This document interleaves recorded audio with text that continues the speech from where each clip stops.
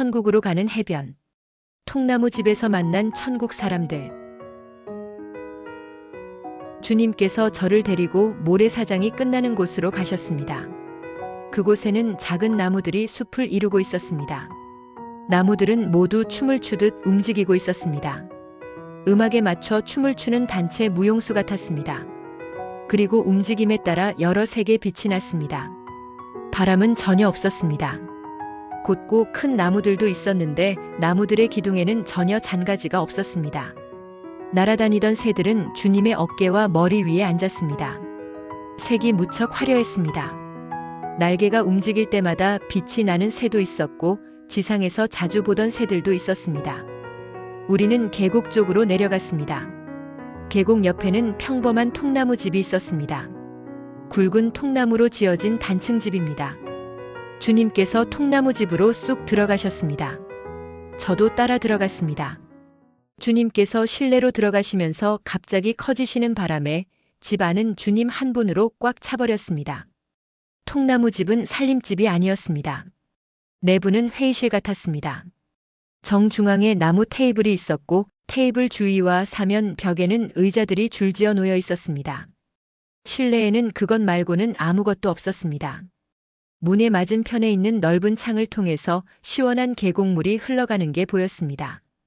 마치 산장에 와 있는 듯한 느낌이 들었습니다. 실내를 꽉 채웠던 주님의 몸집이 점점 작아졌습니다. 주님께서 테이블 주위에 있는 의자에 앉으라고 하셨습니다. 저는 주님과 마주보는 곳에 앉았습니다. 제가 자리에 앉아서 숨을 돌리고 있을 때 갑자기 문으로 사람들이 우르르 들어왔습니다. 저는 깜짝 놀랐습니다. 흰옷을 입고 금관을 쓴 사람들이 한꺼번에 들어와 벽 둘레에 놓인 의자에 앉았습니다. 주님과 저만 중앙에 앉아 있었습니다. 저는 어떤 상황인지 알지 못해서 가만히 있었습니다. 그런데 제게 그들의 말이 들리기 시작했습니다. 말하는 사람이 누군지는 알 수 없었습니다. 왜냐하면 누구도 입을 벌리지 않았기 때문입니다. 저는 맞은편에 앉아 계신 주님께서 하시는 말씀도 들었습니다. 그런데 주님께서도 입술을 전혀 움직이지 않으셨습니다. 저는 주위를 둘러보았습니다.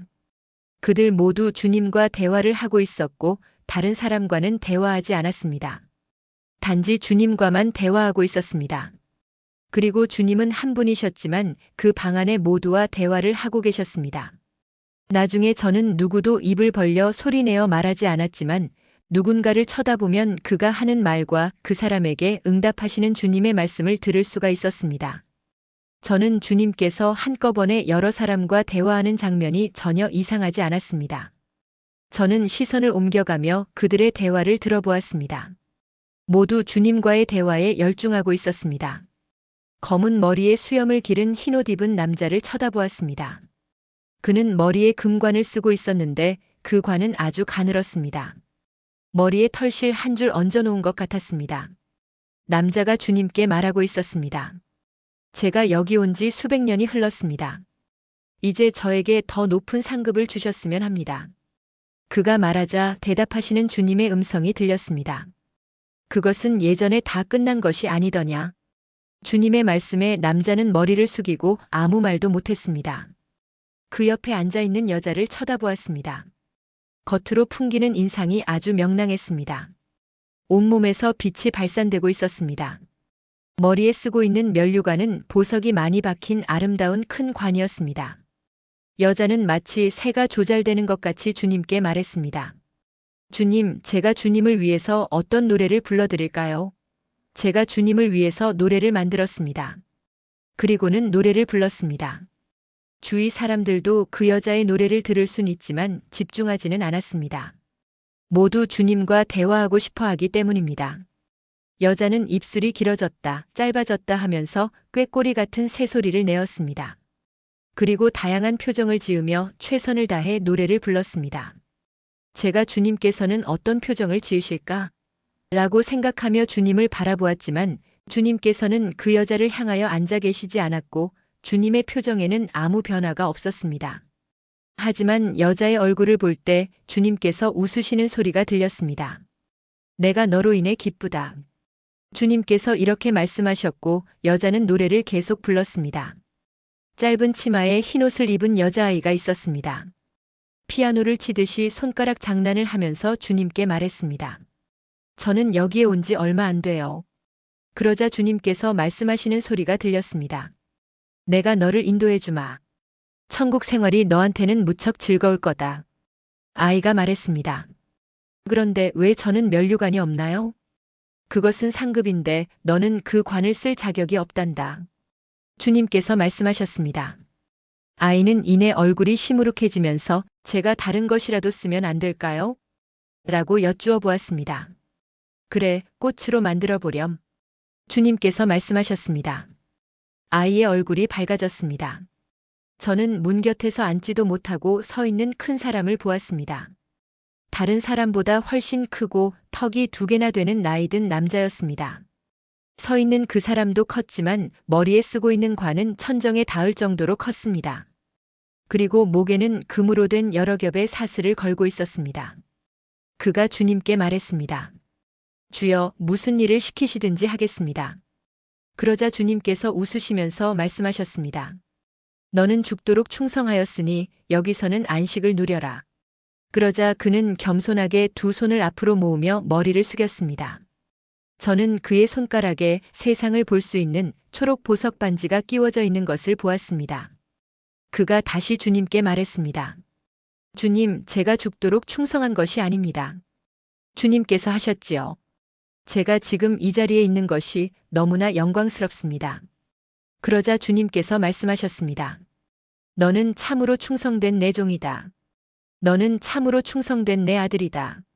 내가 너를 깊이 사랑하고 사랑한다. 모두들 마음으로 말하고 있었고 주님은 그들 모두와 대화를 계속하셨습니다. 저는 상급에 따라 사람들의 말하는 내용이 다르다는 것을 깨달았습니다. 상급이 적은 사람일수록 주님께 요청하는 것이 많았고 주님의 마음도 천국도 잘 알지 못했습니다. 저는 구석에 있는 작은 여자를 보았습니다. 검은 머리를 빗어넘긴 얼굴이 동그란 여자였습니다. 여자는 면류관을 쓰고 있지 않았습니다. 여자는 주님께 아무 말도 하지 않았습니다. 저는 왜 아무 말도 하지 않나 궁금했습니다. 주님께서 여자에게 말씀하시는 소리가 들렸습니다. 나는 너를 안다. 하지만 너는 나를 많이 몰랐다. 너는 나에게 충성하였다고 말하였다. 하지만 너는 너 자신을 버리지 못했다. 너는 내려놓아야 했었다. 여자가 고개를 숙이며 말했습니다. 주여, 맞습니다. 저는 주님을 사랑한다고 하였지만 주님보다 사랑하는 것이 있었지요. 제가 더 사랑한 것은 사역이었습니다. 맞다. 너는 사역에는 집중했지만 내게는 집중하지 않았다. 주님께서 말씀하시자 저는 여자가 무슨 사역을 했는지 궁금했습니다. 제가 한 사역으로는 상급을 받지 못한다는 것을 천국에 와서야 알았습니다. 주님께서 말씀하시는 소리가 들렸습니다. 내가 나를 위해 죽었다고 세상 사람들이 말한다.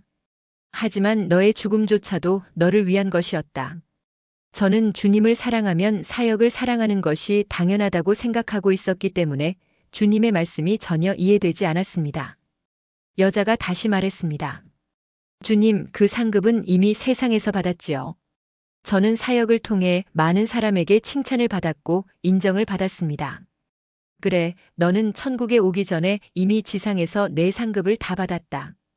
그리고 너는 나를 위해 죽은 것이 아니라 너의 명성 때문에 죽었다. 저는 나중에 주님께 자세히 여쭈어 보아야겠다고 생각했습니다. 너무 이해가 되지 않았습니다. 모두 주님께 많은 말들을 하고 있었습니다. 그리고 주님께서는 모두에게 대답하셨습니다. 한참 후 그들은 일어나 모두 문 밖으로 사라졌습니다. 주님께서 저에게 말씀하셨습니다. 천국에 왔지만 상급 때문에 마음이 섭섭한 자들이 있다. 마음이 섭섭하다니요? 상급 때문에 후회하는 자들이 있지. 천국에 오면 나를 위한 수고에 따라 나는 상급을 주는데 그 상급은 영원하단다. 그리고 머리색이 검은 여자에 관해서 설명해 주셨습니다. 나는 여자에게 책을 몇 권 주었다. 세상에서 그 책을 발간했고 많은 영적 지도자를 길러내었지. 사역 현장에서는 많은 기적이 나타났고 명성도 높았다. 하지만 여자가 천국으로 데리고 온 많은 자들이 여자보다 많은 상급을 받았다. 여자는 상급이 적었다. 자기 구원만 이루었을 뿐이다. 많은 사람을 천국으로 이끈 상급은 있지 않습니까? 제가 질문했습니다. 지상에 있을 때 사람들에게 칭찬을 많이 받았다. 그것을 즐거워했으니 그 상급은 그때 다 받은 거다. 주님, 세상에서 칭찬 안 받고 사역하기는 힘듭니다. 성경에는 칭찬받는 자들을 일꾼으로 세우라고 되어 있지 않습니까? 제가 여쭈었습니다. 세상에서 칭찬을 듣는 사람이 그것을 칭찬이라고 여길 때는 이미 그 사람은 상급을 받은 것이다. 사람들에게 받는 칭찬과 칭송은 하나님이 아닌 자신이 영광을 얻게 되는 결과를 가져오기도 한다. 저는 곰곰이 생각하고 말씀드렸습니다. 칭찬을 듣는 사람의 마음 태도가 하늘의 상급을 결정하는 것 같네요. 맞다. 그 여자는 자기의 명성과 칭찬을 좋아했다. 그리고 여자는 나를 위해 죽은 것이 아니다. 명성 때문에 어쩔 수 없이 순교하였다. 나는 순교의 사명을 주지 않았는데 여자는 순교를 원했고 나는 허락했다. 주여, 참 어렵습니다. 세상에서 칭찬을 받으려고 애쓰지 마라. 그리고 사람들이 칭찬할 때 오히려 겸손하라. 그것으로 인하여 자만하지 않아야 한다. 통나무집을 나오자 주님의 옷은 배를 타고 떠났을 때의 옷차림으로 변했습니다. 저도 청바지를 입은 어린 소녀로 변했습니다. 주님께서는 통나무집 옆의 계곡으로 저를 데리고 내려가셨습니다. 거기에는 나룻배가 하나 준비되어 있었습니다. 주님께서 앞에 타시고 제가 뒤에 탔습니다. 나룻배가 저절로 움직이기 시작했습니다.